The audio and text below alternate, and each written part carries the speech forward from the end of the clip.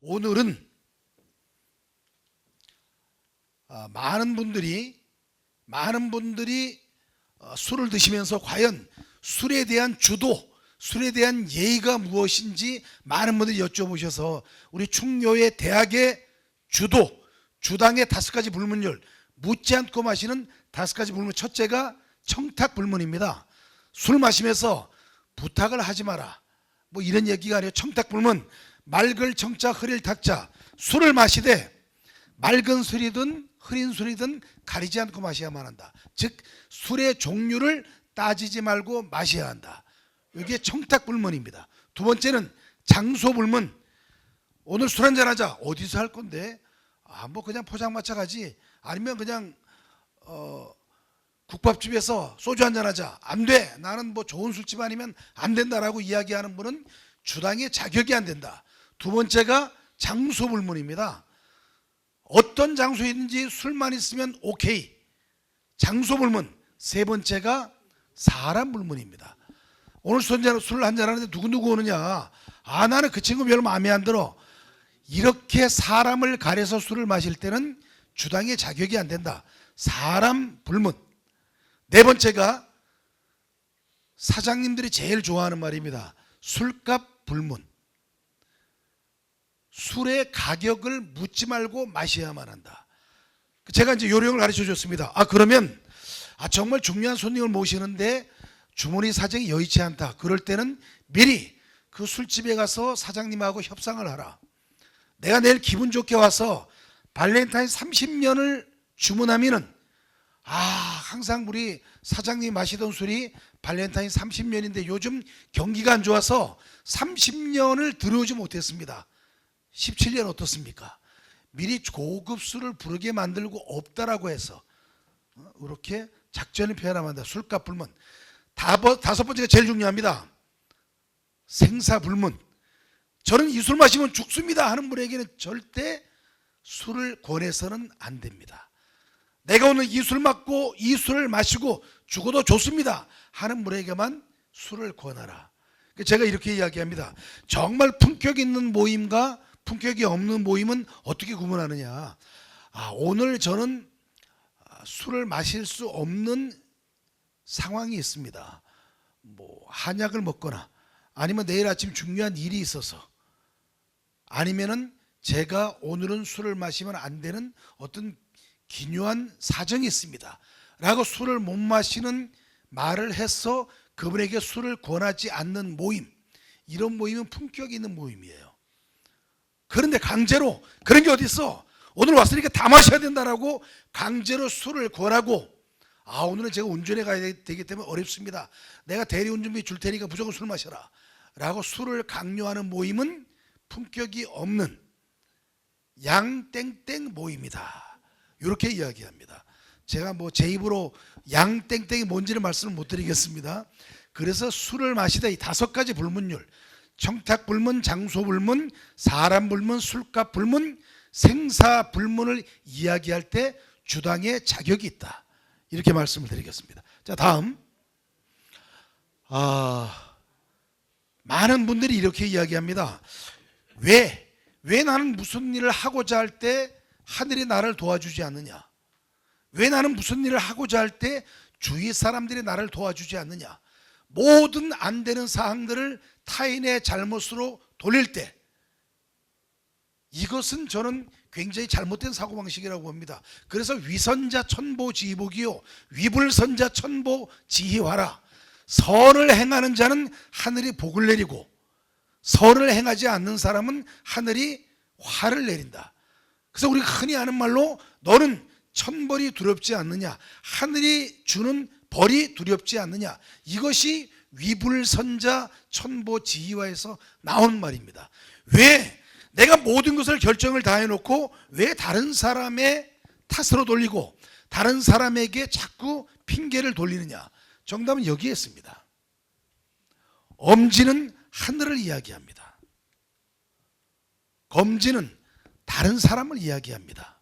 그러면 우리가 이렇게 했을 때 엄지손가락은 하늘을 향하고 있고 검지는 다른 사람을 향하고 있는데, 나를 향하고 있는 손가락 몇 개인가요? 3개잖아요. 이걸 100%로 봤을 때 하늘의 탓은 20%, 다른 사람이나 주위 환경의 탓은 20%, 모든 내 잘못이, 내 책임과 의무가 60%입니다. 민주주의 사회에서 60%의 동의만 얻을 수 있으면 모든 것이 다 통과됩니다. 주식회사에서 51%의 주식만 가지고 있으면 주주총회도 필요 없습니다. 그냥 모든 거 다 결정할 수 있습니다. 그러면 내가 지분의 60%를 가지고 있는 내가 모든 책임과 의무를 내가 다 책임지고, 내가 잘못했으면 그 잘못도 나에게 있고 잘한 일도 나에게 있는데 왜 비겁한 사람들은 하늘이 나를 도와주지 않는다, 다른 사람이 나를 도와주지 않는다, 다른 주위 환경이 나를 도와주지 않는다라고 이렇게 이야기할 거야. 그것은 이미 영화 실미도에서 주연 배우 설경구가 했던 대사에 나와 있습니다. 그것은 비겁한 변명입니다. 변명이에요. 자, 한번 이렇게 해봅니다. 자, 한번 해보세요. 이렇게. 자, 하늘의 영향은 몇 %입니까? 그게 하늘의 영향은 몇 %입니까? 다른 사람이나 주위의 영향은 몇 %입니까? 나의 책임은 몇 %죠? 60%. 그러니까 어떤 일이 있더라도 하늘을 탓하거나 다른 사람을 탓하거나 주위 환경을 탓하지 말라. 모든 책임과 의무는 나에게 있다. 여기에서 우리 총재님께서 저에게 맨날 하시는 말씀이 그 말씀이에요. 총장은 절대 다른 사람에게 덕을 베풀고 남을 원망하지 말아라. 그 말이 바로 여기서 나온 말씀이에요. 남을 원망하지 마라. 항상. 자, 그러면 다른 거 볼까요? 자, 그러면 많은 분들이 물어봅니다. 도대체 어떻게 하면 당당한 내 모습을 다른 사람에게 보여줄 수 있습니까? 첫 번째가 이겁니다. 한번 크게 한번 해봅니다. 나를 당당하게 하는 5가지 원칙. 시작. 맨 뒤에 신둘숙 원우님 목소리 여기 안 들립니다. 자, 나를 당당하게 하는 5가지 원칙. 나채연 원우님 목소리 여기까지 안 들립니다. 첫째, 자, 맨 앞자리에 앉아라. 이게 나를 당당하게 하는 첫 번째 원칙의 기본이 맨 앞자리에 앉는 것이에요. 여러분, 행사할 때마다 맨 앞자리에 내빈석 제외하고 나서는 사람들이 앞에 안 앉습니다. 그러니까 사회자가 매일 행사하기 전에 하는 말이 뭔가요? 앞에 자리가 잠시 후에 행사가 시작될 예정입니다.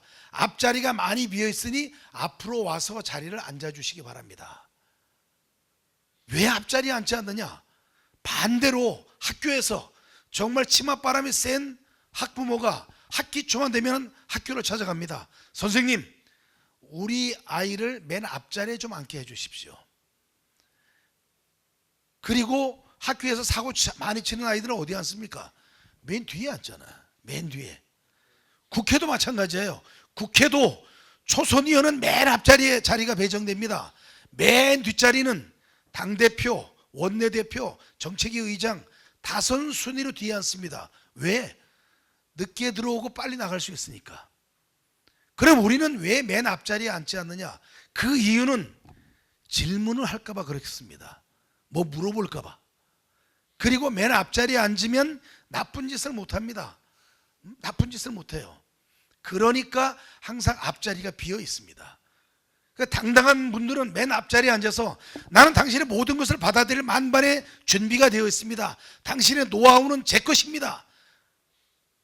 그러면서 당당하게 앞에 앉아서 많은 것을 나에게 받아내기 위해서 노력을 하는 것입니다. 여러분, 절에 가면은 스님이 하시는 말씀이 있습니다. 부처님 가까이 앉아라. 그래야만 부처님의 가피가 나에게 온다. 그래서 절 맨 처음 저는 그 용어를 잘 모르겠는데요. 제일 처음 부처님을 모실 때 가까이 앉아서 오색 실에 그거 다 봤잖아요. 왜 가까이 앉으라고 하느냐? 가까이 앉아야만 부처님의 가피를 더 많이 느낄 수 있다는 것이에요.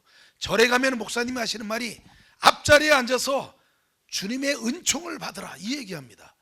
맨 앞자리가 그렇게 해서 중요한 것이에요. 두 번째는 차분하게 상대방의 눈을 똑바로 바라보는 습관을 길러라. 자신 없는 사람이 눈을 내리깝니다. 자신 있는 사람은 항상 다른 사람의 눈을 정확하게 당당하게 쳐다봅니다. 그래서 여러분 지금도 그렇고 옛날에도 그렇습니다만 아버지나 어머니가 자식이 잘못했다고 생각을 하면 항상 하는 말이 뭐예요? 내 눈을 좀 똑바로 쳐다보라. 네가 뭔가 잘못이 있으니까 내 눈을 똑바로 바라보지 않느냐. 자, 내 눈을 똑바로 쳐다봐. 이런 얘기 많이 하잖아요. 연인들끼리도 뭔가 거짓말 한다고 생각하면 눈을 보라고 그러잖아요. 그런데 어떤 분들은 이 강의를 잘못 듣고 내 눈을 바라봐, 내 눈을 바라봐, 내 눈을 바라보면 모든 것이 이루어질 수 있다라고 대통령 선거에 출마했던 허경영 구분은 이걸 그렇게 해석을 한 것이에요. 그래서 눈에 관한 속담이 굉장히 많습니다. 눈은 마음의 창, 눈은 마음의 호수. 그리고 솔제니친이 한 말, 시선이 머무는 곳에서 역사가 이루어진다. 즉 눈을 바라보아야만 서로의 감정선 소통이 되는 것이에요. 어떻게? 상대방의 눈을 똑바로 바라보라. 세 번째는 이거예요. 25% 빨리 걷는 연습. 저도 사실은 인정하기 싫고 여러분도 인정하기 싫지만 우리 모두는 시한부 인생을 살아가는 것이잖아요. 당신은 암에 걸려서 당신의 삶이 3개월밖에 남지 않았습니다. 당신의 삶이 6개월밖에 남지 않았습니다. 이런 분들만 시한부 인생이 아니고 우리 모두는 언젠가는 극락에 가든 천국에 가든 언젠가는 가야 할 시한부 인생을 살아가고 있는데 왜 걸음을 천천히 걷느냐? 25% 빨리 걸어서 내가 원하는 곳에 빨리 도착을 해서 책을 읽든 원하는 통화를 하든 누구와 대화를 하든 25%의 시간을 더 많이 내가 가져야 된다는 것입니다. 그리고 25% 빨리 걸으면 어떤 일이 있느냐? 내 자세 자체가 당당해 보입니다. 하체에 힘도 들어가고 다른 사람이 보았을 때 위풍당당하다, 자신감의 표현이에요. 네 번째는 이겁니다. 자진해서 크게 이야기하라. 묻는 말에만 대답하지 말고 내가 먼저 이야기하되 자진해서 크게 이야기하라. 그래서 가장 우리가 조심해야 될 분은 내 앞자리에 앉아서 귓속말 하는 사람들을 경계해야 됩니다. 내 앞자리에 앉아서 귓속말 하면서 더 기분 나쁜 것은 나를 보고 웃습니다. 그건 무슨 말이냐? 나를 욕하거나 나를 흉보거나 아니면 뒷담화 까거나, 이 세 가지 중에 하나예요. 그래서 반드시 내 앞에서 귓속말 하는 사람을 경계하라. 어떻게 해야 되느냐? 자진해서 크게 이야기하라. 마지막 있습니다. 담대하게 웃어라. 항상 웃는 연습.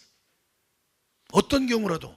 그래서 제가 맨 처음 여러분이 강의 드렸던 이야기가 있습니다. 미인 대칭. 미소 짓고 인사하고 대화하며 칭찬하라. 미소가 기본이에요. 웃는 연습. 자, 여러분 다 같이 한번 해봅니다. 크게. 나를 당당하게 하는 5가지 원칙. 시작.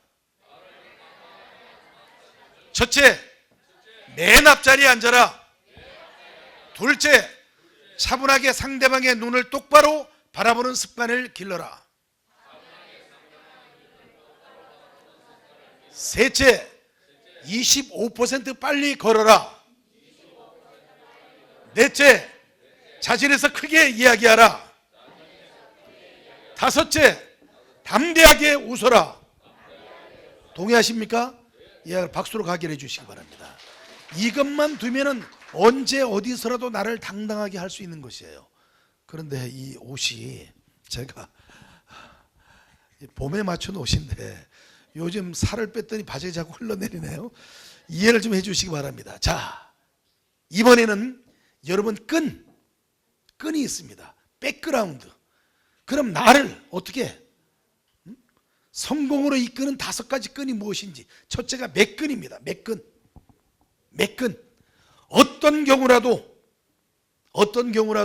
누구를 만나든 아니면 내가 어떤 강의를 하든 축사를 하든 대회사를 하든 아니면 누구를 만나든 행사를 가든 매끈하게 나를 가꾸어야만 한다. 이 매끈이라는 것은 옛날 우리 선조들이 말씀하신 의관을 정지하라. 옷을 단정하게 입으라는 것입니다. 매끈하게. 그래서 우리가 어떻게 하나요? 결혼식장에 갈 때 정장을 입잖아요. 장례식장에 갈 때도 정장을 주로 입잖아요. 그래서 예식장, 예를 행하는 장소라는 뜻이에요.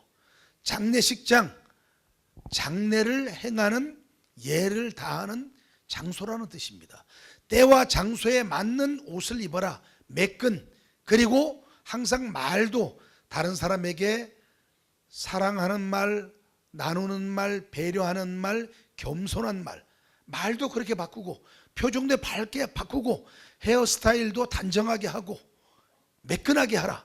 그런데 여러분, 이렇게 외모만 매끈하고 내가 하는 말이나 내가 하는 행동이나 내가 가진 생각이 불손하거나 나쁘면 안 되겠죠. 외면의 아름다움과 내면의 아름다움도 함께 가꾸어서 나를 매끈하게 하라는 것입니다. 두 번째는 이겁니다.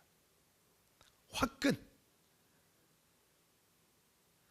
뭔가 일을 시켰는데 이게 되는 건지 안 되는 건지 술에 술 탄 듯 물에 술 탄 듯 이렇게 하지 말고 무엇인가 내가 하겠다고 마음 먹었을 때는 화끈하게 열정적으로 불같이 하라.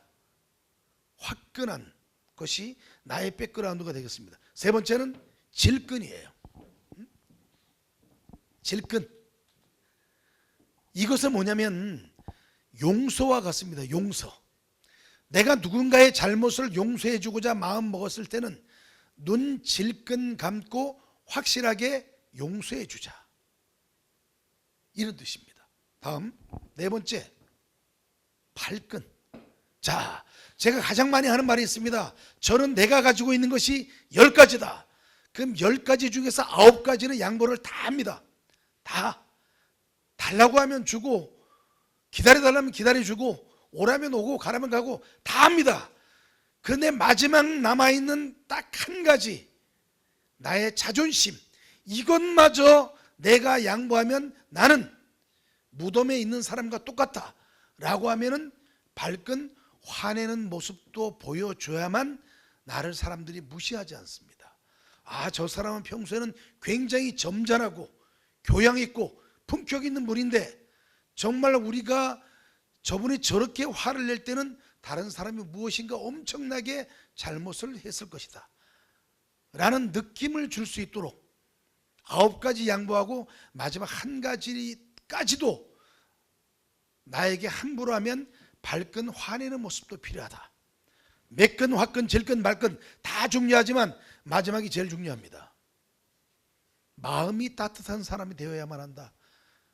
다른 사람이 기뻐할 때 함께 기뻐하고 슬퍼할 때 함께 슬퍼하고 어려운 일 있을 때 도와주고 끌어주고 밀어주고 이끌어주고 하는 이러한 마음이 따뜻한 사람, 이 5가지 끈을 여러분이 갖고 계시면 어떻게 항상 성공할 수 있는 것이에요. 성공의 기준은 제가 정해놨습니다. 내가 이 세상에 태어남으로 말미암아 나로 인해서 한 사람의 인생이라도 행복하게 해줬다면 그것이 바로 성공이다. 물질적인 것, 정신적인 것 다 통해서 내가 21세기 대한민국에 태어나서 단 한 사람의 인생이라도 행복하게 해줬다면 나는 성공한 사람이다. 이렇게 정의를 내렸는데 그 성공한 사람이 되기 위해서는 이렇게 5가지 끈이 필요하다는 것입니다. 자, 다 같이 한번 해보겠습니다. 나를 성공으로 이끄는 5가지 끈. 시작. 자, 매끈, 화끈, 질끈, 발끈, 따끈. 요 5가지를 여러분이 염두에 두시면 되겠습니다. 이제 마지막으로 넘어갑니다. 자,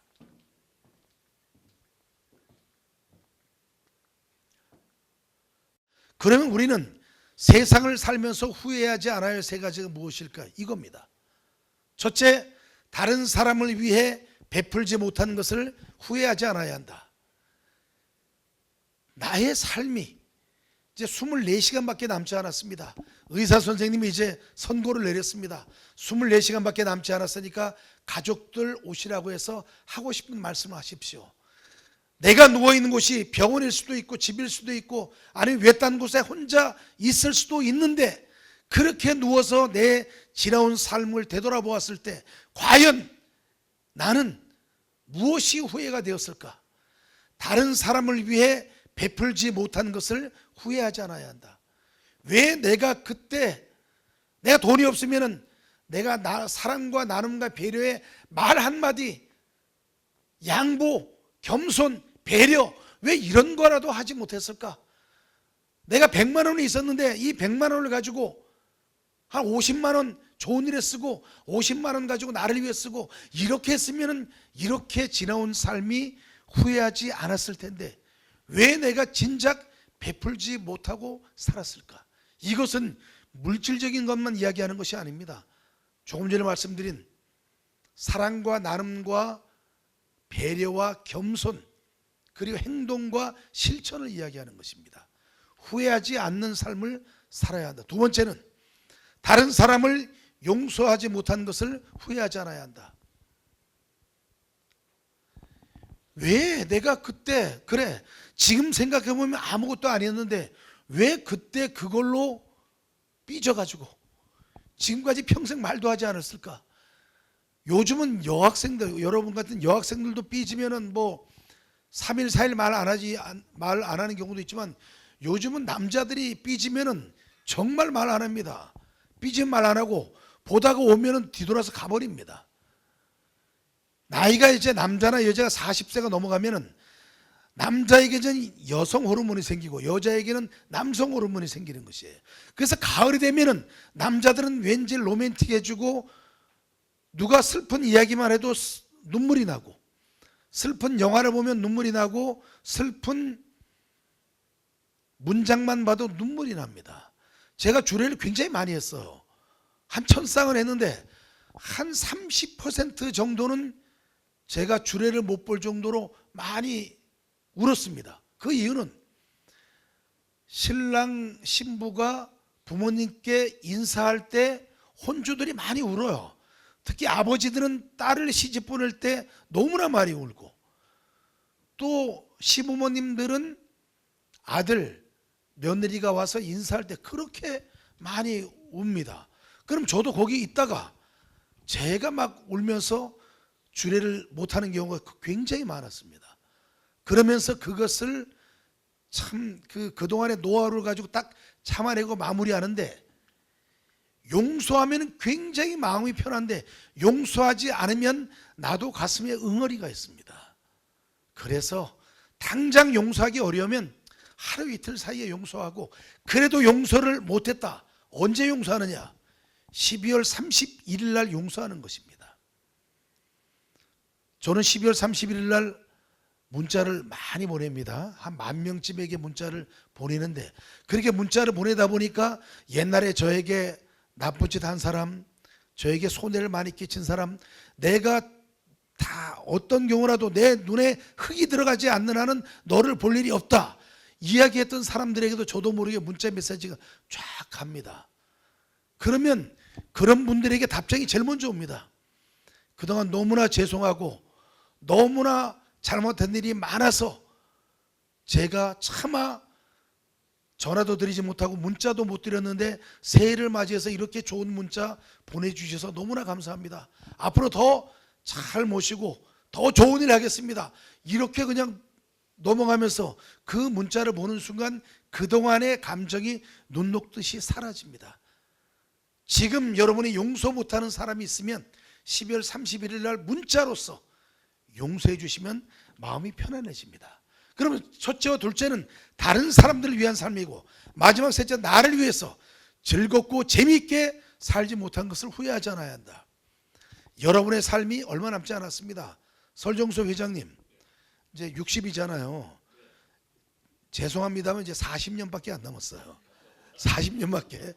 그러니까 지금부터라도 나를 위해서 즐겁고 재미있는 연습을 해내서 사는 연습을. 40년 남았어요. 네. 그래서 이 세 가지가 정말 24시간밖에 내 삶이 남지 않았을 때 후회하지 않아야 할 세 가지인데 요 제일 중요한 건 제가 안 써놨습니다. 왜? 여러분들이 강조하기 위해서. 마지막 가장 중요한 것은 중효의 대학을 졸업하지 못한 것을 후회하지 않아야 한다. 동의하십니까? 그럼 박수를 해주셔야죠. 예. 굉장히 중요해요. 굉장히. 그래서 제가 항상 하는 말이 있습니다. 이제 대한민국은 두 가지 부류로 나눈다. 첫째는 중요의 대학을 졸업하신 분, 중요의 대학을 졸업하지 못한 분, 이 두 가지 부류로 나눌 수가 있다. 언제 어디서라도 당당하게 중요의 대학을 졸업했기에 나는 이렇게 당당하고 이렇게 말도 잘하고 리더십도 뛰어나고 언제 어디서라도 다른 사람을 위한 사랑과 봉사와 헌신의 자세를 가지고 있다. 이런 이야기를 할 수 있는 여러분이 진정한 리더라고 생각을 합니다. 앞으로도 우리 유진수 이사장님의 중요의 대학의 건학 이념을 우리가 잘 실천하면 정말 다른 사람들에게 존경받고 사랑받는 멋진 리더가 될 수 있다고 생각을 하고 오늘 강의 마치겠습니다. 고맙습니다.